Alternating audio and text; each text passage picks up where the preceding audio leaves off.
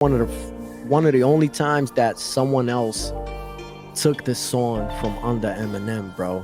I don't think on this one, I don't know what happened, because usually even like with Jay-Z on Renegade and all that, it's still disputable, but most people say that M killed Jay on it and everything. It's so sad that we talk like this in hip hop, but it's facts, you know what I'm saying? So I think that that's the fun part about it. Yeah, I think on this track, JID got him, bro. Junior, turn that shit up.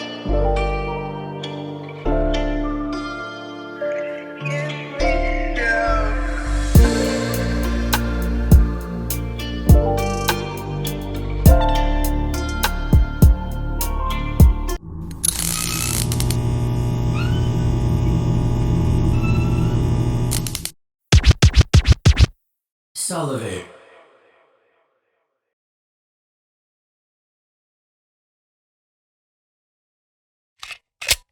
What up, everybody? I am NazareN, and my co-host is Spencer Reese. You know what it is. What's up, people? Spence Reese, baby. This is the brand new, spanking, fresh, right out the oven, man. SouLivate podcast, man. I'm gonna Smells so good in here, baby. Smells so good in here. I'm gonna do one of these for that, man. I'm gonna do one of these. A little chair, baby. Thank you. Man, Spence, do you mind What's up, brother? if for a second I say something, man? Go for it, please. Listen, this is a special day today. And I think this is the beginning of something so beautiful. And just from me to you, I wanted to say thank you so much, man. Absolutely. For being in my life, for us doing this right here, man. This is the beginning, the birth, and it's gonna be so beautiful, man. I know. I'm so excited for it overall. It's the sickest shit. And we did this before, but you know what I think? I think that we should be very transparent with the family, with the people that will join us. We call them family. You're gonna be the SouLivate family, right? Hell yeah. We're going to be very transparent. We're going to tell you guys the story of everything later on. Yeah. But for right now, just from me, I wanted to say, if you guys don't know, in front of you right here is a musical genius, an absolute musical genius, a prodigy, man, in my humble opinion.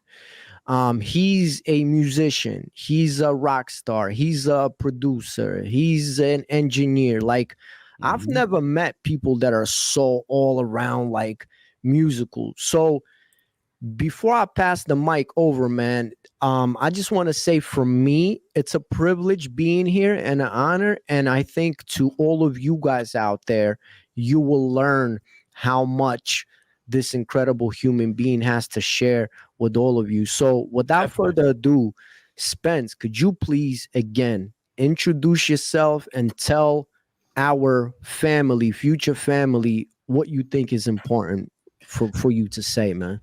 Absolutely, man. Well, dude, thank you for the introduction. That was absolutely beautiful. And man, I got to give it right back to you for that, man. Like, you're a great human being. I'm very blessed to have you in my life. You know what I'm saying? For the podcast, you know what I'm saying? Just for everything. You're a fantastic artist and you make some of the coolest music I've heard. And we have the coolest chemistry as people. It's the dopest shit. But yeah, about myself, man, my name is Spencer Reese. You know what I'm saying? Honestly, he already kind of gave me the introduction to begin with, but you know what I'm saying? Multi-instrumentalist, recording engineer, mixing engineer, drummer, musician all around, producer. I'm also a photographer, videographer on the side, do digital art, shit like that. I'm just kind of all over the place, but I mean, I've been doing this shit since, I was 10, started making beats, been making beats roughly like my whole life. I've been into rock music and punk music since I was a kid, so I come primarily from that with my playing style.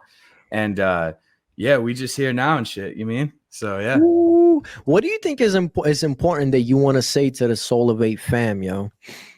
I would say, first of all, welcome to the SouLivate family.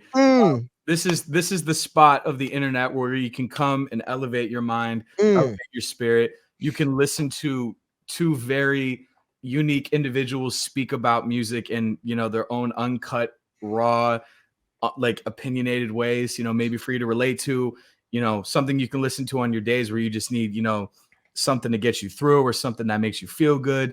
You know what I'm saying? This is a space where, you know, there's a lot of positivity. There's a lot of good things to talk about. We're here for the culture. We're here for the culture. We're here for, you know, the newest, latest, as much as we can figure out and talk about. And it's important to know that anybody that comes to this side of the internet's open-minded as well. You know what I'm saying? Yes, So sir. Yes, sir, man. you You know what I think is beautiful and is a treat is because I mean, it's probably you can see it, but there is a difference of generation, right? And that's why I think this soup will be so delicious, man, so to speak. You know what I'm saying? Because like you got somebody that went through the 90s and you know, OG and shit, you know, like, and then you got fresh blood, you man, that is very much in the scene in and now, but also knows all the classic that's ever been out there, man. And I think this is again, man, it's a treat to me to Absolutely. for being a part of it, but to all of you guys out there, to the SouLivate fam, I think this is such a big treat. And I'm gonna just drop this note that if you guys want to get more familiar with Spencer Reese, I did the interview for Prove to Me that You're Alive. He talks about himself.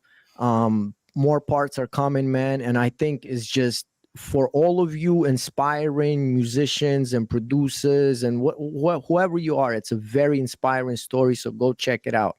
Definitely. Spence, if you will allow me just for a couple more seconds, to all the companies, all the brands, if you're doing a good thing in the world, man, and you got some good stuff going on, hit us up, man. Yeah, absolutely.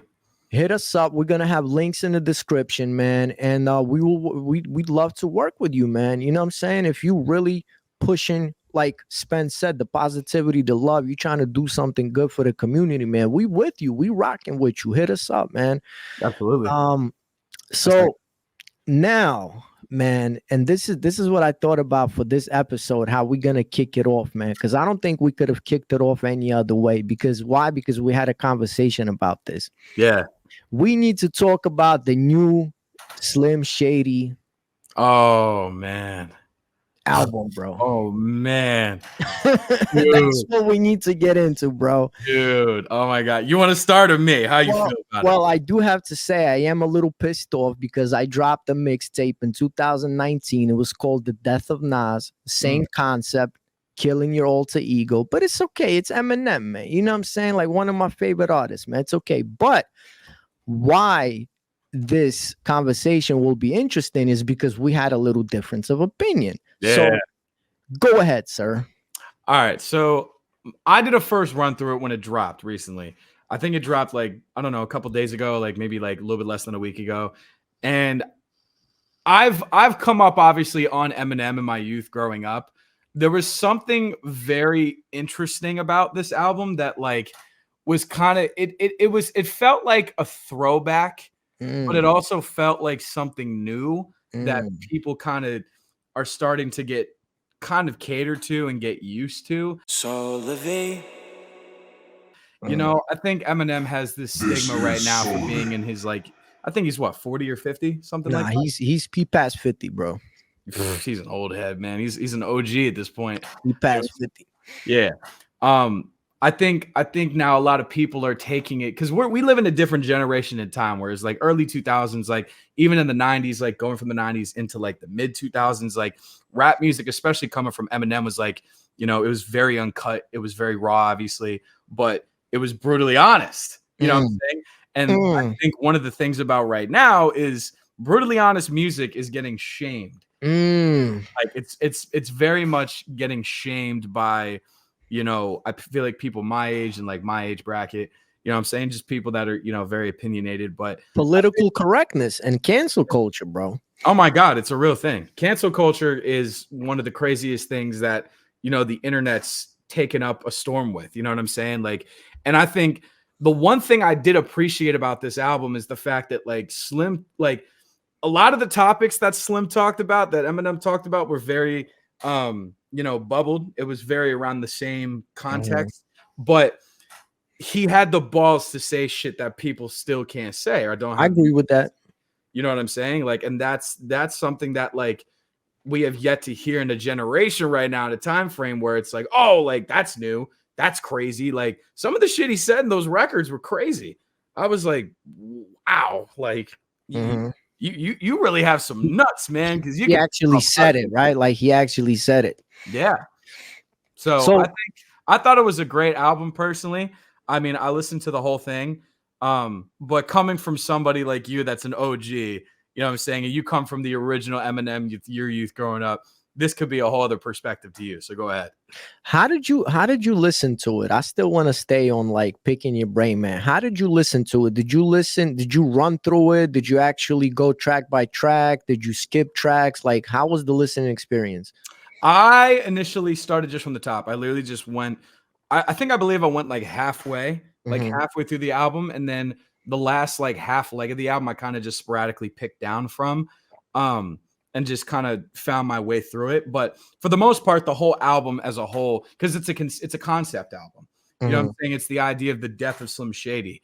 You know, I think it's more of the idea of like, you know, this album correlates around the idea of saying things that are so fucking out of pocket that society kills him, Mm. cancels him, you know, and it's Mhm. like the death of Slim Shady. So I listened to it in order for the most part, and like relatively through the whole project. I mean, it was all pretty much one big ordeal of like what he had to speak about, I guess. What were some of your highlights? Because again, I must remind everyone, this is not a regular ear Yeah. listening to this. Like this is someone that literally has dedicated his whole life to doing music, Yeah. makes music, produces music, records music. Like this is a different ear. So what were some of your highlights? Well, I mean, first up, I mean, I got to give it to Habits. That's the second track on the record, and like he goes all the hell in with just everything he wants to speak about. I mean, all the way from talking about, you know, shitty lawyers and like, Mm, you know, the use of like, you know, saying retard in a sense of mm, like, mhm, you know, people getting offended by how he thinks, like, you know, fucking like I hate critics and, you know, LGBT talk, like, you know, all of that stuff. I mean, he just flamethrowered off the bat, didn't okay. hold back. So that was a really eye-opening second track to the full leg of the entire project. That was one of my highlights. I was genuinely surprised at half of the shit that he said in Habits.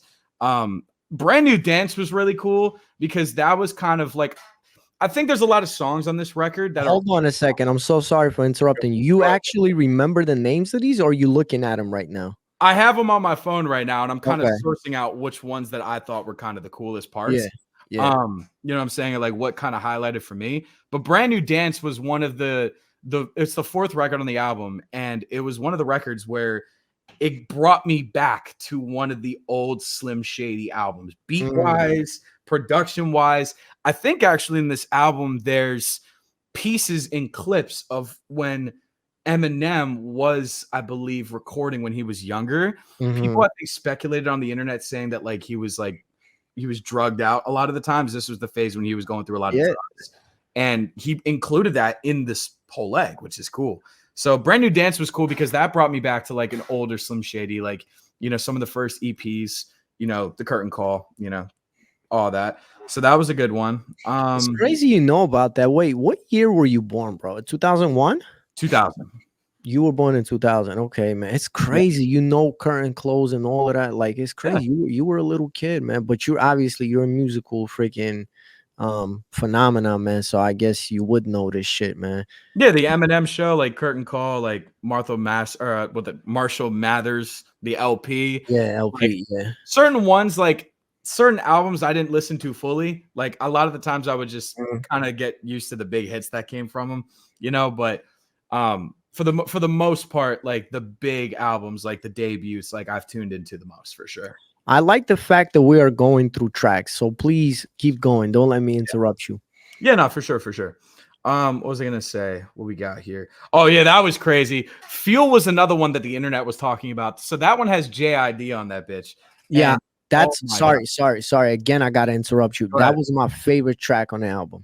Dude, that JID bodied that shit. Bodied it. Oh my god, his flow was impeccable. Like, and it's so good to see Eminem showing love to rappers like him that have so much new lyrical talent. You know, you got Joyner Lucas, like, you know, there's so many other people. But listen, JID surprised me on it, man. It seems like M brought out the very best in him, bro. Like, you know what I'm saying? I'm not a big JID fan, but you know, I know some of his stuff, but I think he was just phenomenal on this track, man. Like his flow, the way he was piecing up syllables was just out of here, bro. I'm with you on that one, man.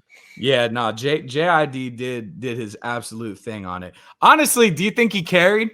Do you think he carried that song? Do you think Eminem got it too? Yo, you know what it is? It's crazy that you say that, man, because I think this is one of the only times that someone else took the song from under Eminem, bro. I don't think on this one, I don't know what happened, because usually even like with Jay-Z on Renegade and all that, you know, it's still disputable, but most people say that M killed Jay on it and everything. It's so sad that we talk like this in hip-hop, but it's facts, you know what I'm saying? So I think that that's the fun part about it. Yeah, I think on this track, JID got him, bro. He got him, man. I agree. I fully agree with that, man. Plus, again, like Feel was cool because JID had obviously the chance to like talk his shit and go as uncut and raw as he wanted to. You know what I'm saying? Talk about danger, sex, and drugs, X and R rated. You know what I'm saying? All the OGs around town was our age. Like there's a lot of different bars that was spoken about. And if you really break it down, it is crazy. It's a crazy record. So that was one of my favorites to see. Let's see. Guilty Conscience, I believe, was number 2. Guilty Conscience 2. Yes, Guilty Conscience 2. This was, let's see if I can go through it. This was kind of like, I feel like this was a second leg to Habits on the low. Like this was still kind of like taking away from, you know, what he's been talking about with like, you know, pronouns and, you know, talking about smaller people, midgets, whatever you want to call it, and speaking about all that shit. So it was just crazy to see him still go on about it. So that was, because you know it's part 2, meaning you know the original song Guilty Conscience, right? So I actually never heard the first one. This is my Okay. first coming of this. This is my first coming of the Guilty Conscience line. Yeah. There's the Guilty Conscience was a whole big thing, man, with him and Dre, and they were actually speaking to their guilty conscience. Like it's a dope track, man. Oh, that's crazy. Old as hell, bro. Like 2001, I think. So okay, so if that's the case, like would this kind of like be the follow-up to that record? That's what it was supposed to be, but I didn't feel like it was. And I think you're right that it's more of a follow-up to Habits than, you know what I mean? Yeah, like, you know, why does it feel like I'm always being tortured? The bad apple soils, the whole orchard. Used to read comic books to learn more words because deep down I'm a dork, just a core nerd. Like, I mean, dude, his fucking lyric game is impeccable. It's incredible, man. Like, talking about, let's see if I can find something. Yeah, Marshall's gaining a conscience. Fuck you. This may come as a shock or wave you astonished regardless. This was the craziest part where he's like, here's the thing about retarded people. They don't know they're fucking retarded. Yeah. I was like, yo. What? I was like, oh man. Like, he don't give a fuck on this record. Like, SouLivate.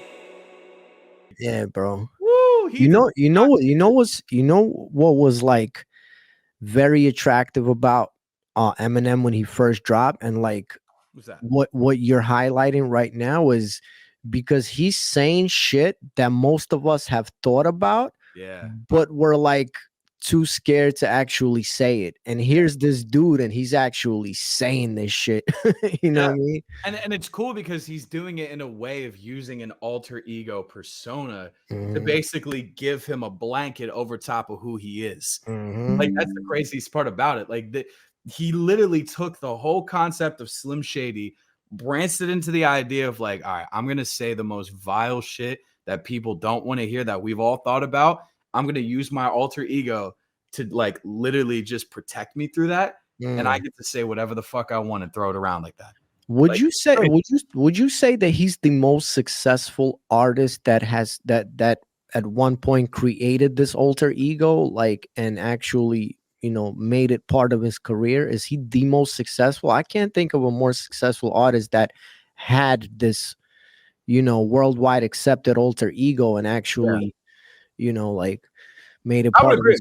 Yeah. I would personally agree. Yeah, because like again, there was something so different about him when he first came out. You know, a lot of the record labels and companies that were trying to get involved with him, like they didn't see anything out of him. They thought he was a fucking joke because he was white.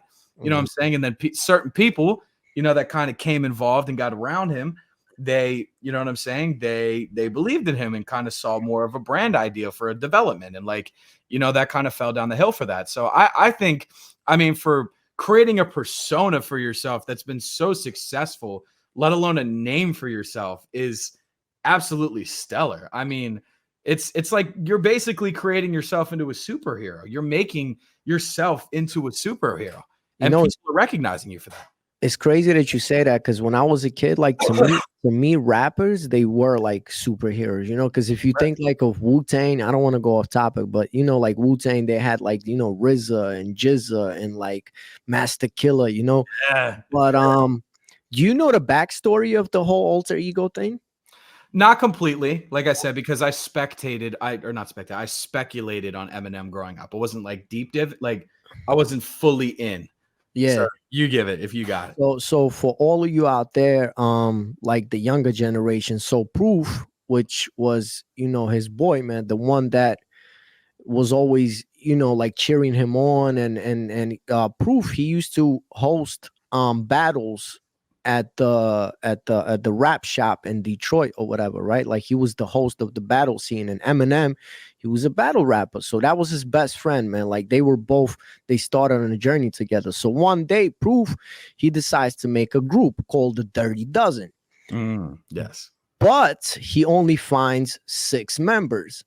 So then, in order to fulfill the name, he says, "Yo, each one of you create an alter ego. So now there's 2 of y'all, and now we have, out of 6 people, we have the Dirty Dozen."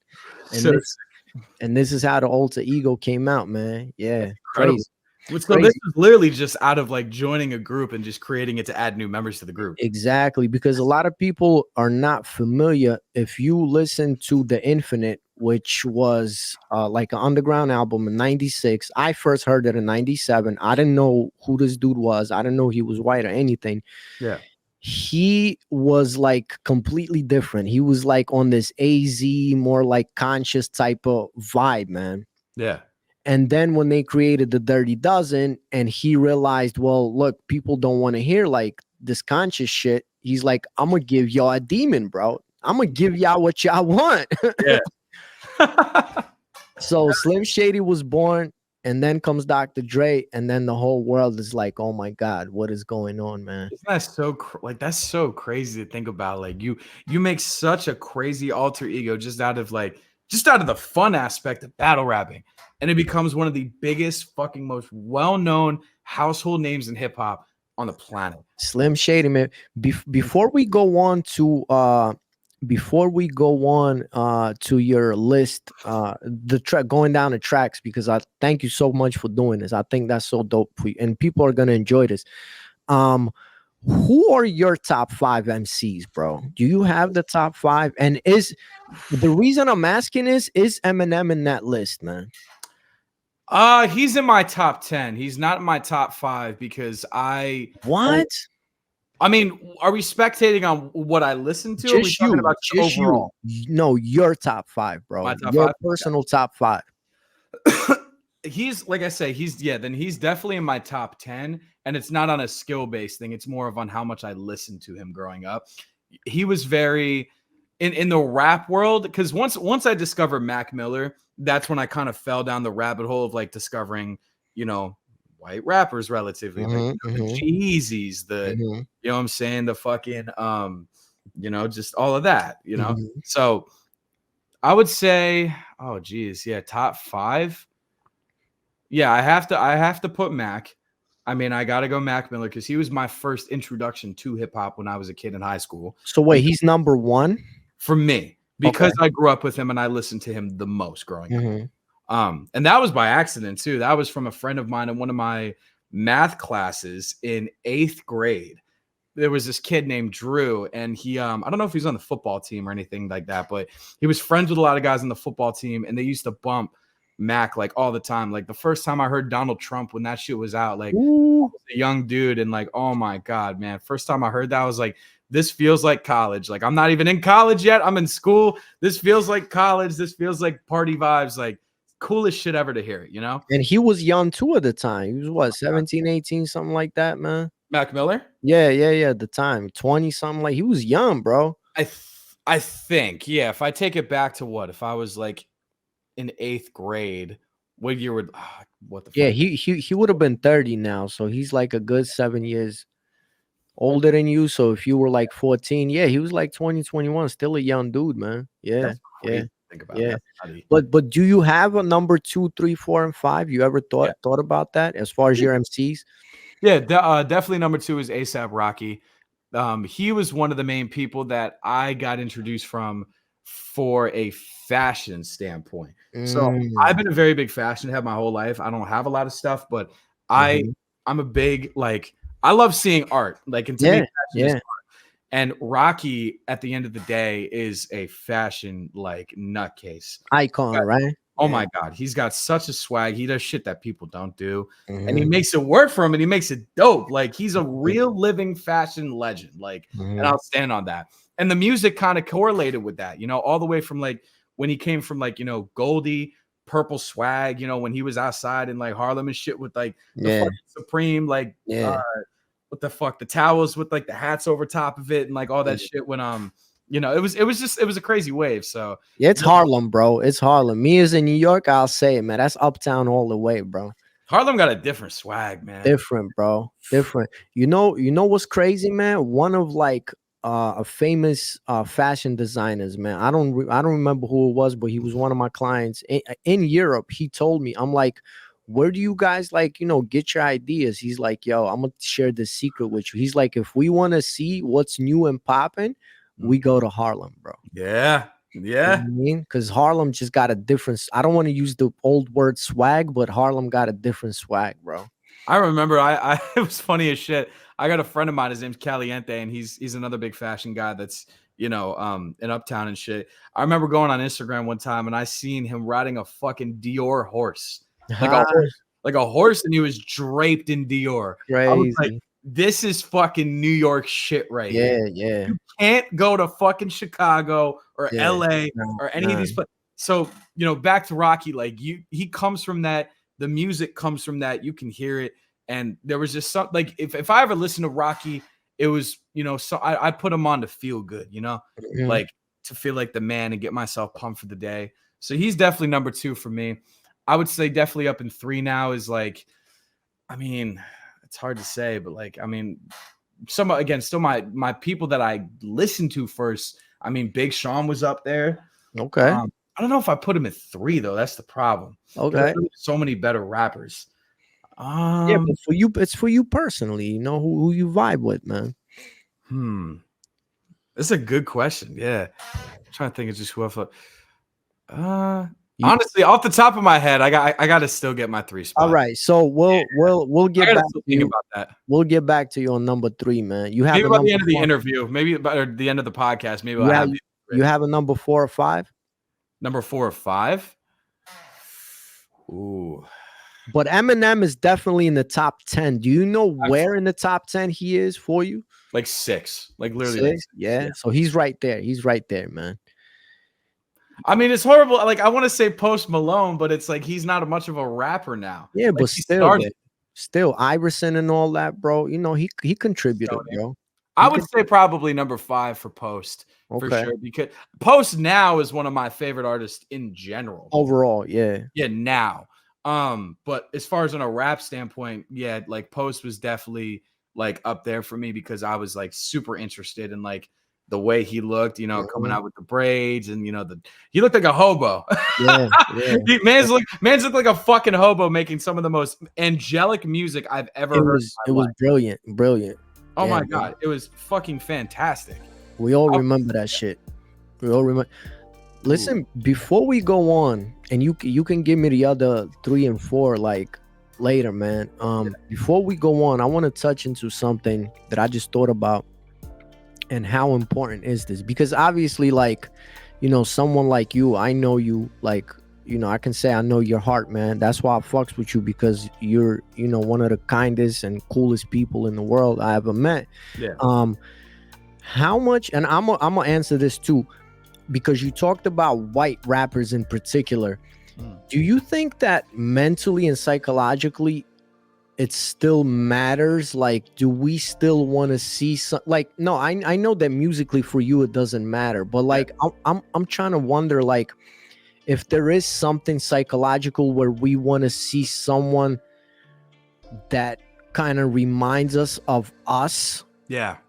You know what I'm saying? Like, this idea just came into my head. How do you feel about that? Because the reason I'm bringing it up is because you said when you were looking into white rappers. So my question would be, what was the reason for you looking into white rappers, and does it matter on any kind of level? SouLivate.